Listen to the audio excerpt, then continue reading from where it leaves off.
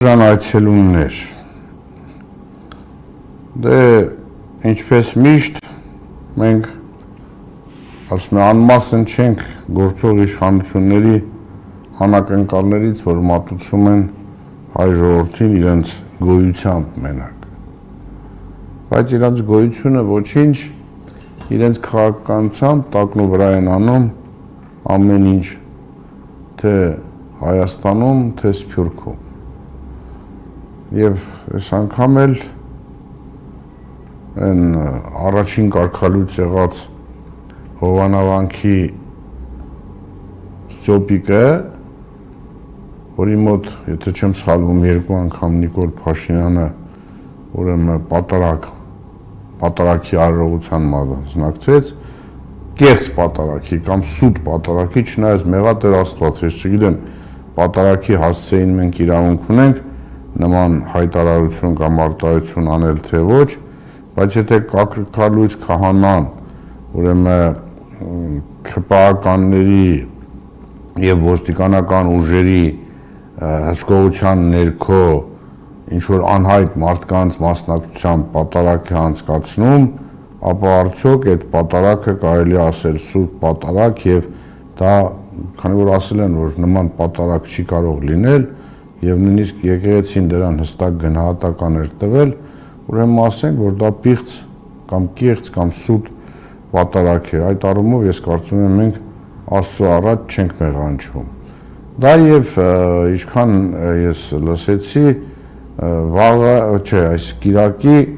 ուրեմն նման պատարագ Արարատի մարզ ինչ որ մի եկեղեցում է պատրաստում մասնակցել Նիկոլ Փաշինյանը իր այսպես կոչված սատանայական խմբով ասենք, ինչ խումբ ասենք, չգիտենք, որտեղ ամենայն դեպս այն ինչ արվում է, չի արվում հայ առաքելական Սուրբ եկեղեցու ավանդույթներով եւ կանոնագրքով կամ ավանդույթով։ Դրա համար շատ դժվար է այդ երևույթին, որտեղ մասնակցում են Նիկոլ Փաշինյանը եւ նիկոլականները, որևէ ռեալ գնահատական տալ։ Ինչ է տեղի ունենում ընդհանրապես, ես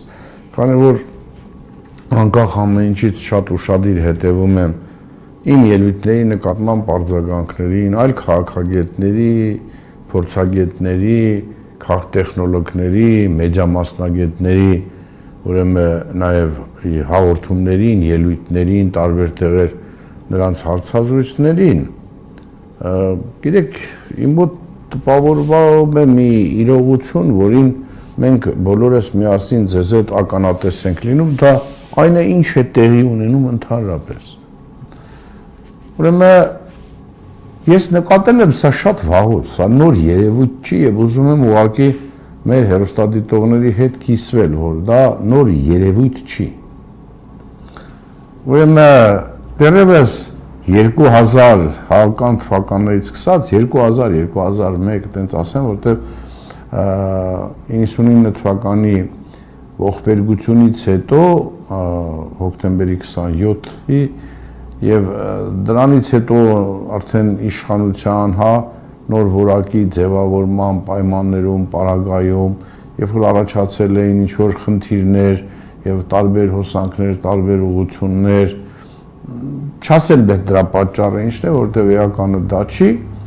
բայց ասպարեզ եկան որոշակի սպեկտրալ ուղղություններով, քաղաքական ասենք, տնտեսական ասենք, հասարակական ասենք, ուղղություններով փորձագետներ։ Եվ նրանք տարբեր երևույթների հետ կապված, տարբեր իրավիճակների հետ կապված կատարում էին վերելուծություններ, կանխատեսումներ, եզրակացություններ, տալիս էին խորհուրդներ, շատ խորհուրդներ իմիջիալոց իրենց բանը ստանում էին արձագանքը իշխանական վերնախավից եւ դրանք բավականին լուրջ նաեւ ազդեցություն էին ունենում իշխանության գործունեության հետագա ընթացքի վրա։ Դա եղավ 2003 թվականի դեպքերը, 2008 թվականի դեպքերը, 2013 թվականի դեպքերը, 2018 թվականի դեպքերը եւ շատ հետաքրքիր բան է։ Ասենք խոսում են այդ փորձագետները, ես դրանց որոշակի կատեգորիա եմ ասում, իմիջիալոց դրանք միշտ կան, բոլոր իրավիճակներում նրանք ինչ-որ միտեղից ուրեմն հայտնվում են։ Նրանք ասում էին տեսակետներ, անում էին վերլուծություններ եւ կանխատեսումներ, դե լավ, անցնում էր ժամանակը, մոռանում էին այդ մարդկանց մասին, այդ մարդիկ էլ մի տեսակ անհետ ձուլվում էին իրավիճակին կամ այդ ժամանակին, առաջանում էր մի ուրիշ վիճակ, մեկ էլ դրանք այդ վիճակից մի որոշ ժամանակ առաջ հայտնվում էին, էլի սկսում էին իրենց վերլուծությունները, իրենց կանխատեսումները, իրենց ուրեմն պարզաբանումները շատ հարցերի վերաբերյալ, էլի գնում էին գործընթացներ, էլի ուրեմն գործընթացները մարում էին, էլի այդ մարդիկ էլի լուծվում էին այդ ժամանակի ու այդ տարածության մեջ, էլի գալիս էր մեկ ուրիշ շրջան, նույնը եղել է բոլոր ժամանակներում։ Ուղղակի ես վերջերս ինձ շատ է հետաքրքրում, որտեղ երբ որ նայում եմ, թե ովքեր են արձագանքում տարբեր ելույթների, տարբեր գրառումների, տարբեր վերլուծությունների, ապա նկատելի է դառնում մի օրինաչափություն։ Քավլիցի ես որևէ մեկի մասին չեմ խոսում, որպեսզի որևէ մեկը իրան նվաստացած, ստորացված, անտեսված չզգա։ Ես խոսում եմ կոնկրետ ասենք իմ մասին, որ արկա է եւ մարդիկ կարող են ստուգել, հա, որ այդ շրջաներում ես էլ եմ զբաղվել, որոշ ժամանակ որպես պաշտոնական իմ գործը եղել է, ուրեմն քաղաքական վերլուծություններ կատարելը եւ դրանք նախագահների սեղաններին դնելը, նաեւ որպես առանձին անձնավորություն անհատ անձ, բացի այն որ ղեկավարել եմ նախագահային առընթեր քաղաքական հետազոտությունների ինստիտուտը, որը հետագայում վերանվարվեց Օրբելի կենտրոն, նաև ինքս եմ, հա, նորից եմ կրկնում, անհատական նորից վերլուծություններ, զեկուցագրեր գրել երկրի ղեկավարներին, ու միշտ եղել է մի հատ անհասկանալի մրցակցություն։ Նորից եմ կրկնում, ես կարող եմ ասել տասնյակ տենց վերլուծություններ, շատ գլոբալ խնդիրների հետ կապված, որը եւ որպես ինստիտուտի ղեկավար ինստիտուտի կողմից եւ որպես առանձին քաղաքական գործիչ նաեւ քաղաքական վերլուծաբան իմ կողմից ներկայացրել եմ եւ դրանք եթե այսօր հրապարակես կպարզվի որ բոլորը իրողություն դարձել են հետագայում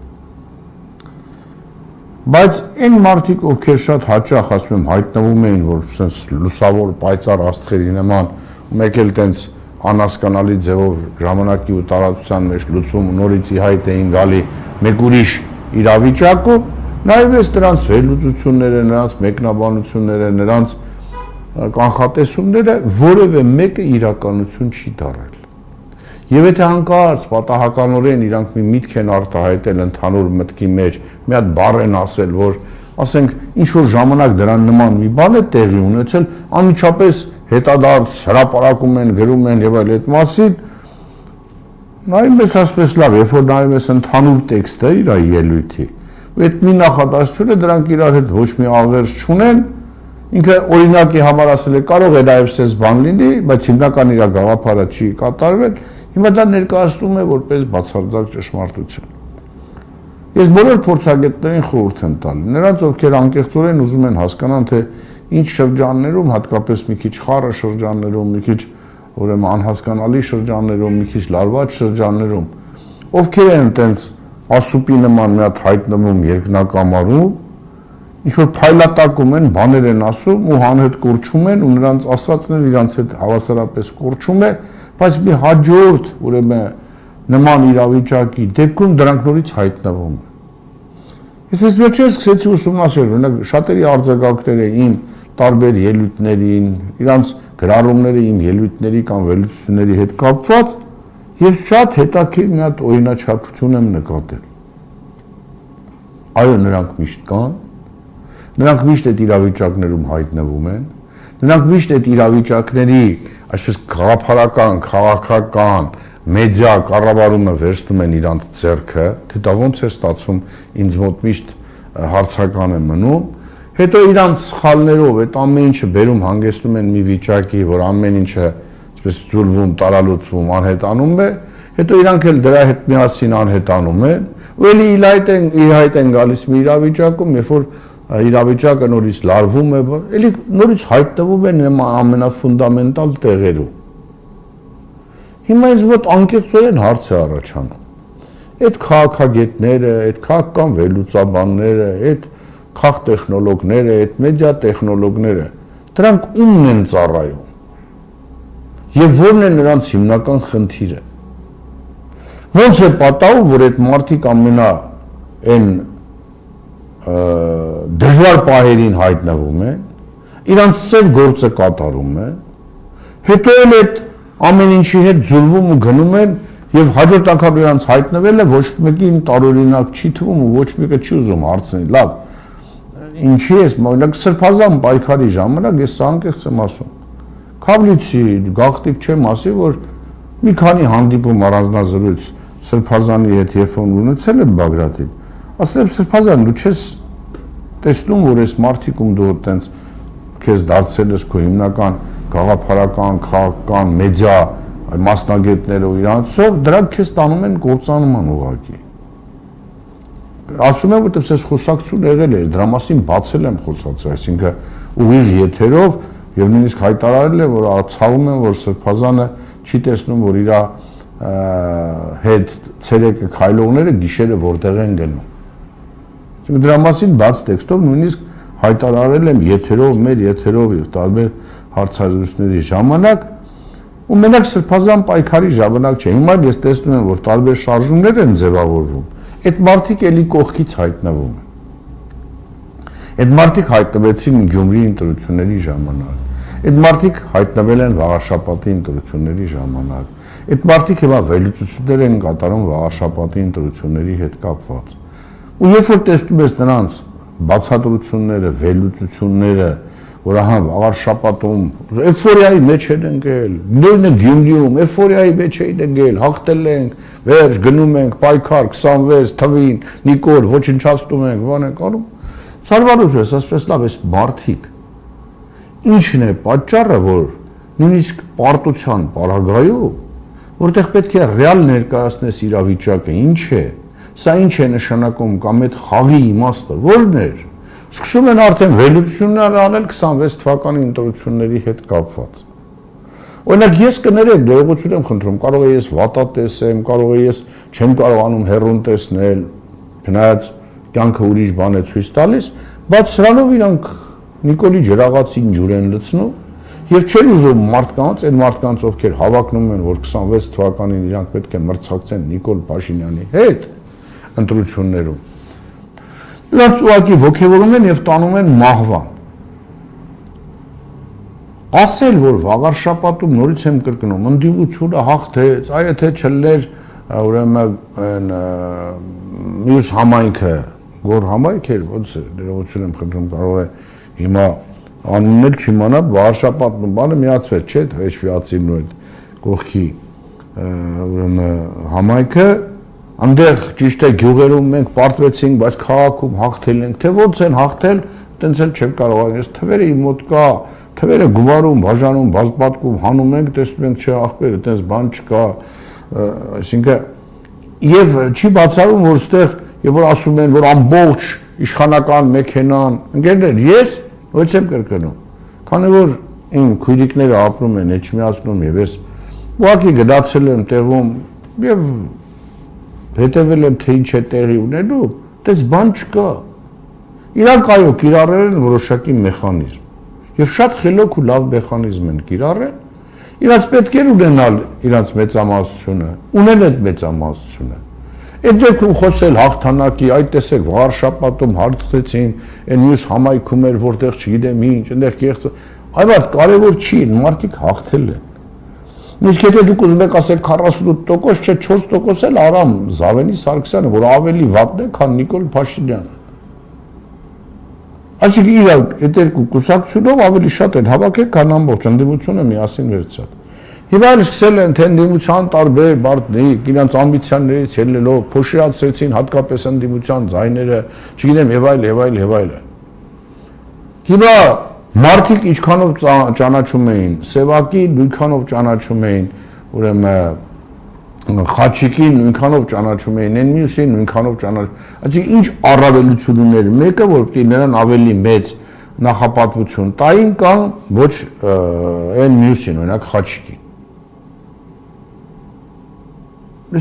Սա անհասկանալի։ Դրա համար երբ որ առաջարկում ես, որ քաղաքական ուժերը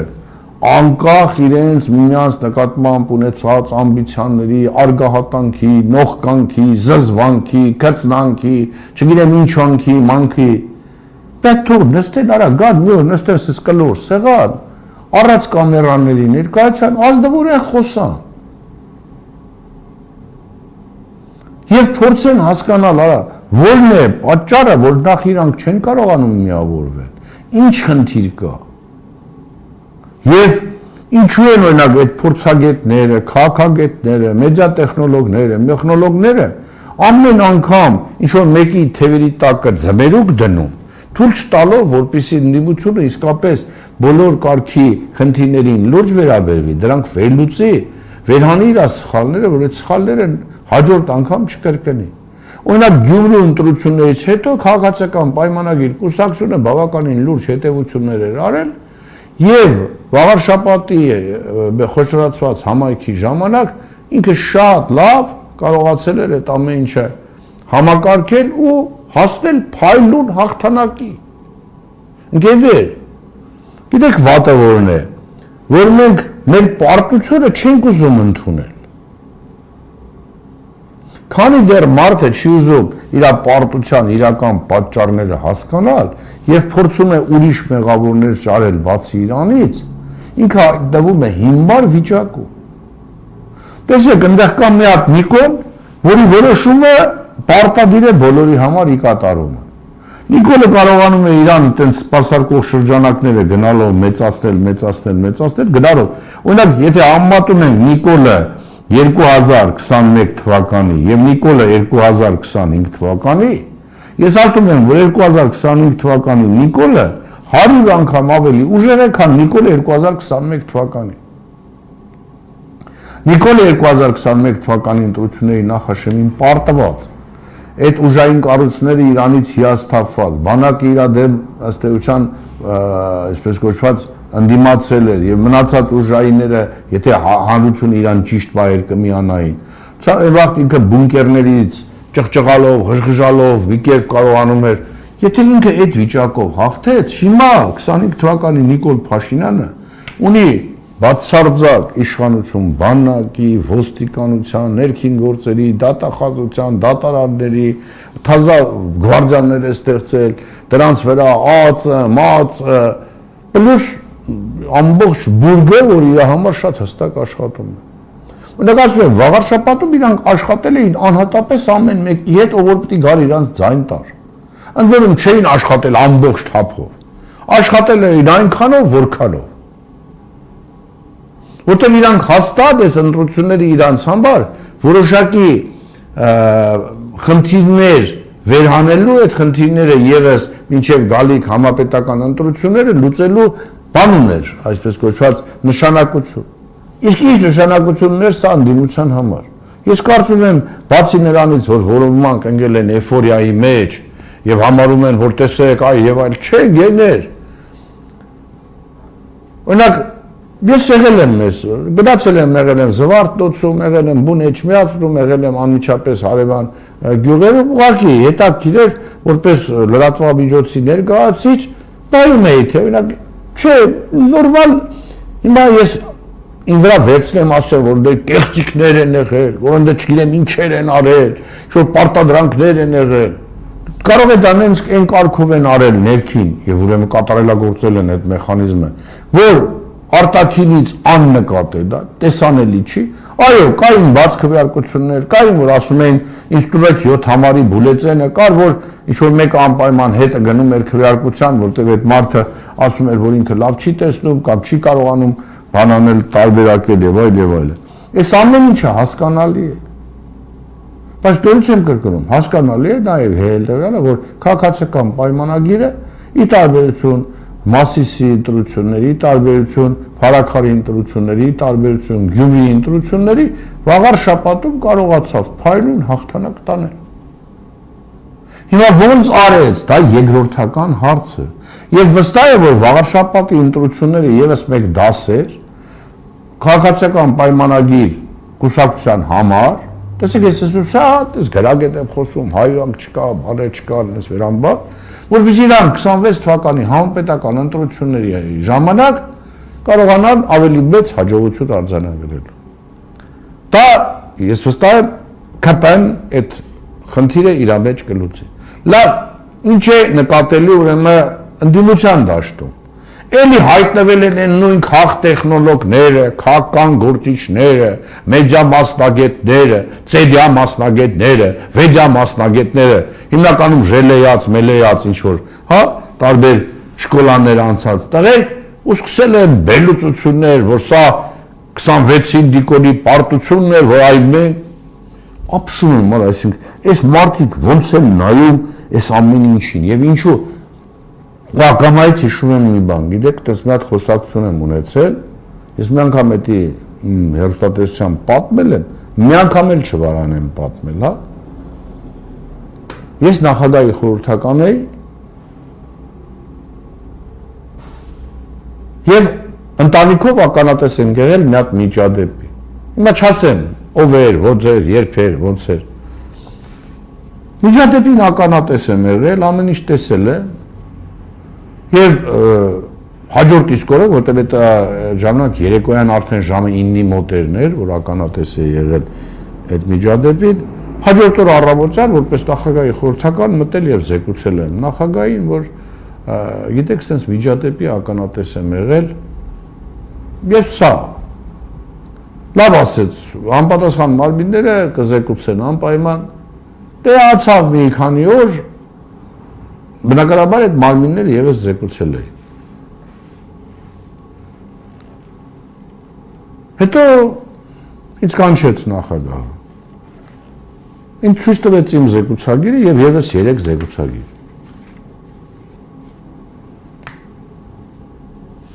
Ասեց զգալի ոնց է լոն, դու sense բան ես զեկուցում,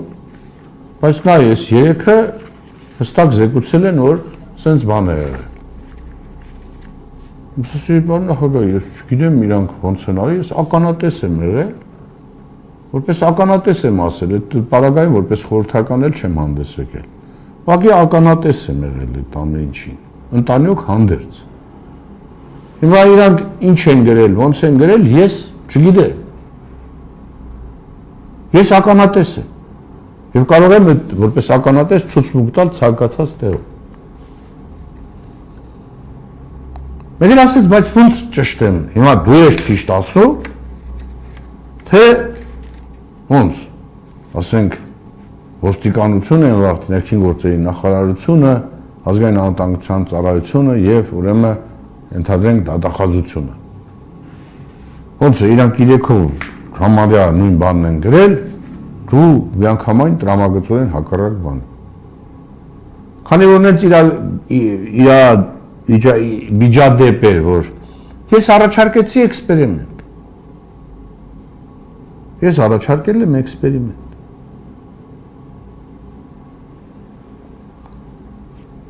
Ես ասեցի, եթե այդ էքսպերիմենտը այսենց ավարտ ունենա, մեղավորը ես եմ ստախոսը, իսկ եթե այսենց ելք ունենա, ուրեմն իրանք երեքով սուտ են խոսում, այդ կառույցները։ Պատասխան է եղել ինձ, որ հիմա ինչ ես մտածում, քո պատճառով ես պետք է ուժայինների հետ, այլ շարունակությունը չասեմ։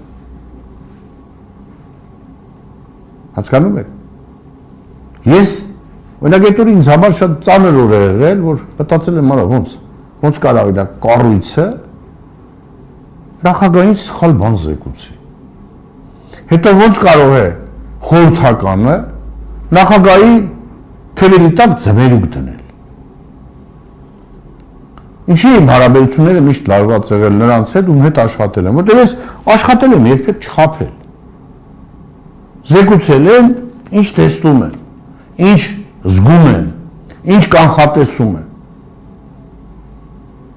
Դրա համար, երբ որ մտնում ես ինչ-որ բան զեկուցում ես, քեզ թվում է, որ արդեն հասել ես նպատակիդ, արդեն հասել ես, որ այդ հարցը այդ լուծումը պետք է ստանա,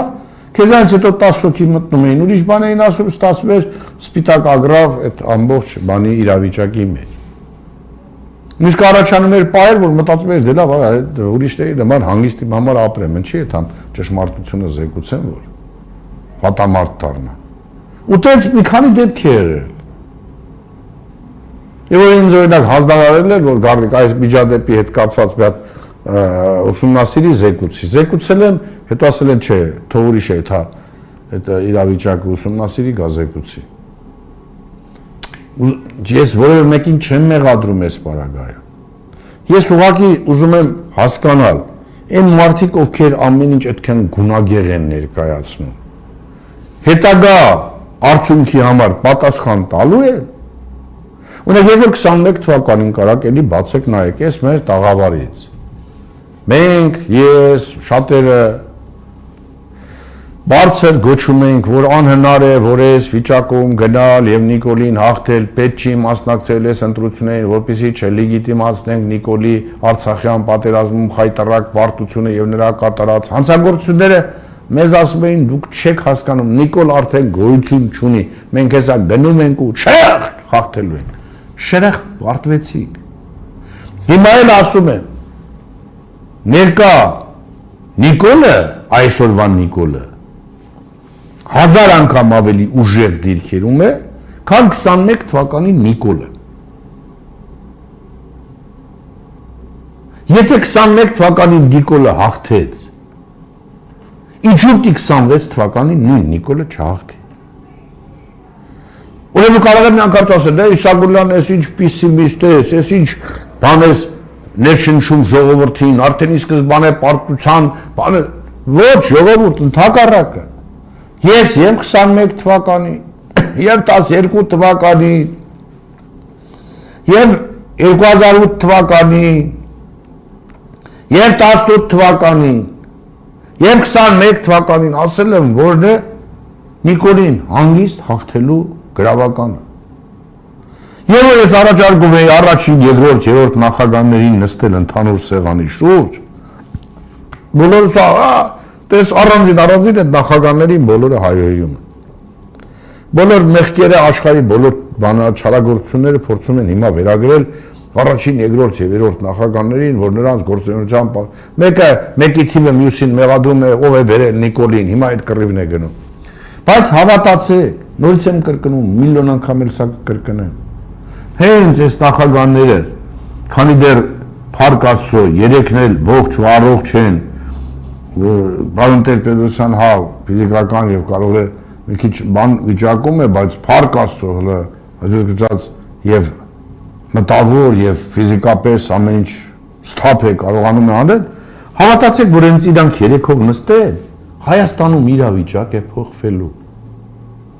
Շատերը համարում են, որ քանի իրանք կան, դա թույլ չի տալի, որպեսզի դրա հետ համաձայնվեն, եթե իրանք երեքով առանձին փորձում են պայքարել ամեն մեկը իր համար։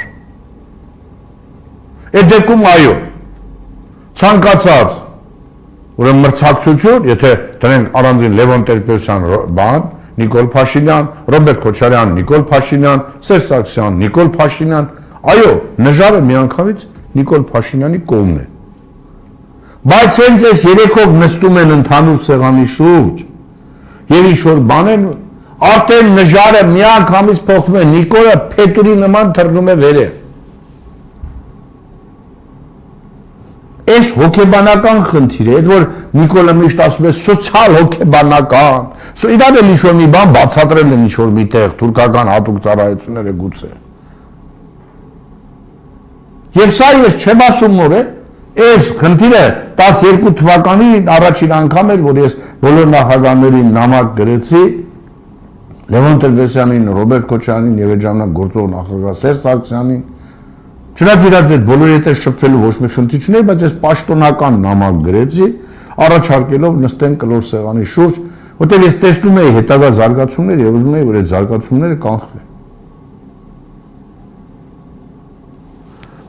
Այս երևույթները արկա է։ Հիմա էլ ես ասում եմ, որ այդ փորձագետները, այդ քաղաք տեխնոլոգները, բեջա տեխնոլոգները մեր ազգի գլխին փորձանք են։ Իրանք ասում են, նույնիսկ պայծառ աստղի նման հայտնվում են այս խառը մոմենտներին։ Ու սա էլ չգիտես ինչի գայթակղվում են դրանց բառապաշարն է տենց, դրանք հատուկ սպեց պատգատովկա են անցել, որտեղ իրանք սովորացնում են ոնց ժողովրդի ուշադրությունը, ինչ բառեր օգտագործես, ձեռքի ինչպիսի շարժումներ անես, որ բոլորի Ես նույն մարդ կա, որի անմազգան ուղղակի բան մարդկայնորեն չեմ ուզում այդ մարդկանց անմազգանը տամ։ Սրբազան պայքարի ժամանակ արդեն իրանք էին ամեն ինչ իրար ձեռներ։ Սրբազանը գնաց տեստեց իրանք հիմա ուրիշ ուժերի են նույն ձևի հիպնոզի տակ պահում։ Հիմա ես ասում եմ դեռևս ուժ չի։ Սրանից յուրաքանչյուր եթե իր ամբիցիաները ես իմիջիայլոց իրանք միջև եղած խնդիրների շատ լավ տեղյակ եմ։ Շատ լավ։ Իհարկե դա ես երբեք հանրության սեփականությունը չեմ դարձնելու, բայց հավատացեք, որ դրանք իրենցից ոչինչ չներկայացնող միմյանց նկատմամբ անհասկանալի բաներ են։ Եվ գիտեն նաև հիմնական այդ հավաքը չկայանալու, կազմակերպելու պատճառը ով է, կոնկրետ անձ է էլի։ Բայց սրանք երկրորդական են, ես ասում եմ, երբ որ իրանք երեքով կնստեն, իսկ եթե երեքով նստեն արդեն կարող են որոշում կայացնել, կարող են այս շրջանակը ավելի մեծացնել, հիշում եք ես էլ մեծացրեցի, երբ որ ասեցի այս եռակին կարան միանան վեհապար հայրապետները երկու եւ նաեւ Արցախի էքս-նախագահները Բակո Սահակյանը եւ Արկադի Ղուկասյանը։ Նույնիսկ այդ բոլոր ֆորմատները բոլորին առաջարկել է վեհապարներին առանձին, Արցախի նախկին նախագահներին առանձին, ուրեմն Հայաստանի նախագահներին առանձին։ Ցավոք սրտի այդ բոլոր առաջարկություններն չի ընդունվել։ Հիմա էլ եմ ասում, հիմա էլ ուրիշ բան եմ առաջարկում ես։ Ես որևէ խնդիր չունեմ առաջարկելու մեր քաղաքագետներին, վերլուծաբաններին, քաղտեխնոլոգներին, մեդիա փորձագետներին, մի հատ ընդհանուր նստենք առանց կամերաների, որտեղ բան չլիել իրենց սեփական անձը ցուցադրելու հարությանը գայթակղություն, եկեք նստենք եւ քննարկենք խնդիր, որ հասկանանք թե ինչն է պատճառը, որ մենք ցավոք սրտի մինչև հիմա չենք կարողանում գտնել այն մոդելը, որով հնարավոր է հաղթել Նիկոլ Փաշինյանին, որտեղ Նիկոլին հաղթել այսօր, հավատացեք մեկից մեկ է, եթե դու այն հիմնական պատճառը, որ մինչև հիմա խանգարում է, վերացնես։ Իսկ այդ պատճառը այնքան պրիմիտիվ պատճառ է, որ բացառապես պայմանավորված է ինչ-որ մարդկանց ամբիցիաներով, եւ այդ չես կարողանում այդ մարդկանց համոզել, որ տաներ, կարելի է ստեղծել մի վիճակ, որտեղից կազատվենք այս պատուհասից, հետո այլար ձեր ամբիցիաները էլի դրսևորեք։ Այսինքն մարդիկ թեկուզ ժամանակավորապես շատ կարճ ժամանակով չեն ուզում հետ կանգնել իրանց ամբիցիաներից։ Դրա համար առաջարկս այսօրվա իմ եթեր դուրս գալու հիմնական նպատակը դա է, ընկերներ, հատկապես վաղաշաբաթից հետո բոլոր քաղաքական կուսակցությունների ղեկավարներին, առանձին քաղաքական գործիչների, որոնք մեդիա փորձագետների, քաղտեխնոլոգների, հա, եկեք մի հատ նստենք առանց ուրեմն մամուլի միջոցների, այսպես բան տեսախցիկների, մեկ օր, երկու օր, առաջարկենք ով կարող է կազմակերպել, հավատացեք ես այս պարագայում որևէ բան չունեմ, մարդիկ կան, որոնց տանել չեմ կարողանում, որոնց ներկայությամբ հաց ուտել չեմ կարող, ջուր խմել չեմ կարող, բայց ես խոստանում եմ բոլորիդ իմ արգահատալից վերաբերմունքները մի կողմ թողնել եւ նստել ցանկացած մեկի հետ, այս խնդիրը դարձնել քննարկման նյութ, որպեսզի մենք տակլոր չգնանք 2026 թվականին եւ դեմ չառնենք Նիկոլի ուրեմն այդ բանդային ուներ ջախջախվել։ Ժողովուրդ, այդ 1-2 մանդատը, որ շատերը արդեն երազում են, որ իրանք ինչ-որ ցուցակի համարներում կլինեն ու մանդատ կստանան, մի կողմ դրեք։ Հայրենիքն է վտանգի տակ, ձեր ընտանիքներն են վտանգի տակ։ Եկեք այդ խնդիրը մենք կարողանանք լուծել եւ այդ խնդրի լուծման միջոցով հետագայում դուք ձեր ամբիցիաները առաջի պլան կբերեք, ձեր չգիտեմ ինչ դրսևորումները առաջի պլան կբերեք, քավլիցի բերեք որևէ խնդիր, ես դրանում վատ իմաստով չեմ տեսնում։ Բայց եկեք նախ ազատվենք այն ամենից, որը կապել է մեր ոտքերը ու թույլ չի տալի, որ մենք ձեզ հետ միասին ինչ որ հա բանի հասնենք այս ընթացքում։ Սա է իմ ուրեմն առաջարկը, հուսով եմ արձագանքներ կլինեն։ Եթե մոտակա օրերին արձագանքներ չլինեն, ես խոստանում եմ այս հարցին ավելի լուրջ վերաբերվել եւ արդեն անձամբ առաջարկել որոշ քաղաքական ուժերի, քաղտեխնոլոգների, մեդիա փորձագետների, հա, կազմակերպել այդ կլոր սեղանը, որտեղ մենք կարող ենք նստել անկեղծորեն, առանց բանի, այնց միմյանցից նեղանալու, ազնվորեն ասենք մեր տեսակետը, քննարկենք եւ փորձենք ուրեմն ինչ որ լուծում գտնել։ Սա է իմ առաջարկը, ես հույսով եմ այս առաջարկը անպայման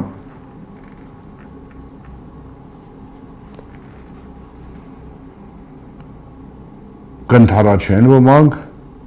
եւ մենք մոտ ժամանակներս կհասնենք նրան, որպեսզի կարողանանք կազմակերպել նրան նման մի հատ կլոր սեղան։ Դրա օրինակ իմիջիալոց կա, օրինակ ստեղծվել է ԶԼՄ-ների ասոցիացիա, որի հիմնական նախաձեռնողը H2-ի ղեկավարն է, գիտեք, հանճարեղ մոդել է կիրառել եւ շատ կարճ ժամանակում բավականին պրոֆեսիոնալ ձևով կարողացավ այդ ստեղծել այդ ԶԼՄ-ների ասոցիացիան, որտեղ ամեն մեկի ասածը հաշվի առնվում է եւ ուրեմն այդ խնդիրները, որոնք ծառացած են այսօր ԶԼՄ-ների առջև, հրաշալի լուծում են ստանում այդ ասոցիացիայով։ Հասկանում եք։ Այսինքն մոդելը կա, ձևը կա, երբ որ մարդը ինչ որ մի մարդ նախաձեռնություն է ցուցաբերում եւ այդ նախաձեռնության միջոցով կարողանում է հասնել նրան, որպեսզի մենք ունենանք մի շատ լավ կառույց կազմակերպություն, որտեղ այդ հարցերը քննարկում են։ Ուրեմն 26 թվականի ընտրություններին ընդառաջ, անկախ նրանից մարդիկ կմասնակցեն, չեն մասնակցի, ուզում են մասնակցեն, դեմ են այդ մասնակցությանը, իմպիչմենտի գործընթացի ուրեմն կազմակերպիչներ են եւ այլ, միմյանց սիրում են, չեն սիրում, այդ ամեն ինչը մոռանանք, մենք փորձենք քննարկել եւ հասկանալ, որտեղ է այն մեծագույն սխալը,